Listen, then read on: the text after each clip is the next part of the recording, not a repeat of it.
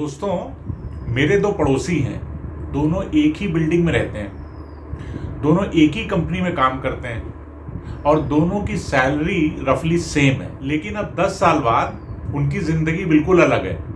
एक के पास एक फ्लैट है, दूसरे के पास 3 फ्लैट हैं। एक अभी भी ईएमआई भर रहा है, दूसरे की ईएमआई कब की ख़त्म हो चुकी है। तो फिर डिफरेंस क्या है? पैसा? नहीं। लक? बिल्कुल नहीं। सोच? हाँ। रिच और मिडिल क्लास के बीच बिगेस्ट डिफरेंस पैसा नहीं, थिंकिंग का होता है। मैं ये नहीं कह रहा हूं कि पैसा मैटर नहीं करता, बिल्कुल करता है। लेकिन ये वीडियो उस चीज के बारे में है जो पैसा आने से पहले आनी चाहिए, वो चीज जो डिसाइड करती है कि पैसा आएगा भी कि नहीं। तो वापस आते हैं मेरे दोनों पड़ोसियों पर। उनके नाम है राहुल और अंकित। थोड़ा फ्लैशबैक में जाते हैं। 10 साल पहले दोनों 28 साल के थे। दोनों की सैलरी थी अप्रॉक्सीमेटली 50,000 हर महीने। 2015 में दोनों को पहला बड़ा बोनस मिला, 80,000 रुपीज। अब यहां से स्टोरी जो है ना, वो थोड़ी सी अलग हो जाती है भाई लोग। राहुल ने पहला काम किया कि एक नया फोन खरीद लिया, iPhone 6, 60,000 का मिला। बचे हुए 20,000 से उसने एक वीकेंड ट्रिप प्लान करी गोवा की और एंजॉय किया। ऑफिस में सबने बोला, वाह राहुल, मस्त है भाई।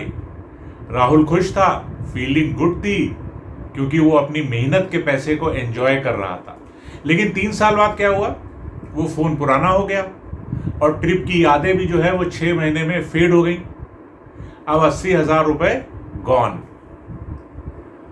अब अंकित की बात करते हैं। अंकित ने वही 80,000 रुपीज जो थे उनसे एक SIP की शुरुआत करी, 5,000 रुपीज पर मंथ, एक इंडेक्स फंड में। बाकी 20,000 जो है उसने एक इमरजेंसी फंड में डाल दिए। उसने कोई नया फोन नहीं खरीदा, अपना पुराना मोबाइल फोन ही चलाता रहा। ऑफिस में किसी ने ये बात नहीं करी कि क्या स्मार्ट मूव है अंकित तुम्हारा। उसकी कोई इंस्टाग्राम स्टोरी नहीं बनी और ना ही उसको कोई लाइक्स मिले। लेकिन एक काम उस 80,000 का हो रहा था, वो ग्रो कर रहा था। अब आ जाते हैं करंट सिचुएशन में, 2026 यानी कि 10 साल बाद। अब राहुल की बात करते हैं। राहुल की सैलरी बढ़ गई। अब उसकी सैलरी थी 1.2 लाख पर मंथ, लेकिन लाइफस्टाइल भी बढ़ी। iPhone 17, एक कार ली उसने और उसके EMI भी बढ़ गए।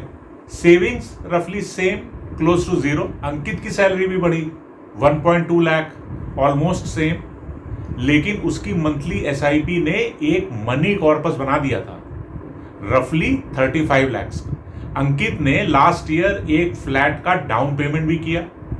और राहुल अब भी सोच रहा था, यार कभी पैसा बचा ही नहीं। आओ अब मैं आपको एक चीज पूछता हूं, क्या अंकित ज्यादा इंटेलिजेंट है? शायद नहीं। क्या उसके पास इनसाइडर टिप थी? बिल्कुल नहीं। क्या उसकी सैलरी ज्यादा थी? आपने देखा ऑलमोस्ट सेम थी, सो कहीं सैलरी ज्यादा नहीं थी। लेकिन अंकित के पास जो चीज अलग है वो है रिच थिंकिंग।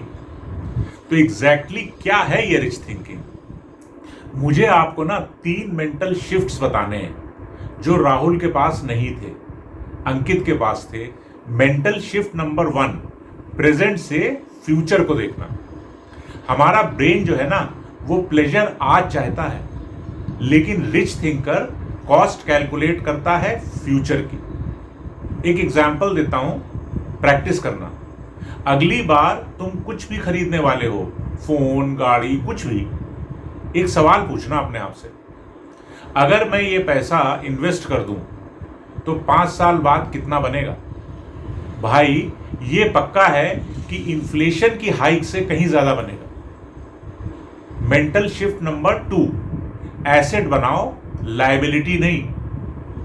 रॉबर्ट कियोसाकी का फेमस लाइन है, रिच लोग एसेट्स खरीदते हैं, मिडिल क्लास लायबिलिटीज खरीदते हैं और उन्हें एसेट समझते हैं। अगर सिंपल लैंग्वेज में समझे तो एसेट वो है जो तुम्हारी जेब में पैसा डालता है और लायबिलिटी वो है जो तुम्हारी जेब से पैसा निकालती है। एक गाड़ी का एग्जाम्पल लेते हैं। गाड़ी एक लायबिलिटी है, पेट्रोल, इंश्योरेंस, ईएमआई। लेकिन यही गाड़ी अगर आपने किसी को रेंट पर देने की सोची तो ये एक एसेट बन सकती है। क्यों? क्योंकि ये आपकी जेब में पैसा डाल रही है। इसी तरह फ्यू स्किल्स लाइक पाइथन सीखना, पब्लिक स्पीकिंग, फाइनेंशियल लिटरेसी, ये आपकी अर्निंग पावर बढ़ाती है और ये भी एक एसेट है। अपने आप से एक सवाल पूछना भाई हर महीने, इस महीने मुझे कोई एसेट खरीदना है या सिर्फ लायबिलिटी? अगर जवाब आता है कि हाँ एसेट, तो खरीद लेना, और लायबिलिटी तो अवॉइड करने की कोशिश करना। Mental shift number 3, delayed gratification. सबसे मुश्किल लेकिन सबसे इंपॉर्टेंट। ये वो स्किल है जो सबसे ज्यादा डिफरेंस लाती है। 1972 में स्टैनफोर्ड यूनिवर्सिटी में मार्शमैलो एक्सपेरिमेंट हुआ। बच्चों को एक मार्शमैलो दिया गया और उनसे कहा गया अगर तुम 15 मिनट वेट करने के बाद खाओगे ना तो हम तुमको 2 और देंगे। जो बच्चे वेट कर पाए उन पर 20 साल बाद फिर से स्टडी हुई। उनके सैट स्कोर ज्यादा थे, उनके कैरियर्स बेटर थे और वो रिलेशनशिप में ज्यादा स्टेबल थे। भाई, डिलेड ग्रेटिफिकेशन एक मसल है। जैसे जिम जाते हो और मसल डेवलप करते हो, बाद में डेवलप हो जाते हैं, वो भी एक डिलेड ग्रेटिफिकेशन है। आज तकलीफ, कल रिजल्ट।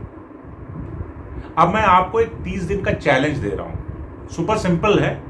पहला काम जो करना है, आज ही एक SIP शुरू करो। 500 रुपए की भी चलेगी। ऐप डाउनलोड कर लो, ज़रोधा, ग्रो, बहुत सारे हैं, कोई भी, बस शुरू करो। दूसरी चीज, इस महीने कोई भी 2000 से ज्यादा की परचेज से पहले 48 घंटे वेट कर लो। सिर्फ 48 घंटे, यानी कि 2 दिन, और चेक करो क्या तुम अभी भी वो चीज चाहते हो। ये तुम्हारी इंपल्सिव बाइंग से तुमको दूर रखेगी। तीसरी बात, एक स्किल में इन्वेस्ट करो। एक कोई कोर्स ले लो, कोई किताब ले लो, कुछ सीखो जो 5 साल बाद तुम्हारी वैल्यू बढ़ाएगी। मैं यहां एक बात और क्लियर करना चाहता हूं। मैं राहुल को बुरा नहीं कह रहा हूं। राहुल गलत नहीं था, वो वही कर रहा था जो उससे सिखाया गया था। मेहनत करो, कमाते रहो, एंजॉय करो। प्रॉब्लम ये नहीं थी कि उसने एंजॉय किया, प्रॉब्लम ये थी कि उसने कभी सोचा ही नहीं कि आगे क्या। और ये सोच ना स्कूल में भी नहीं सिखाई जाती और ना ही घर में।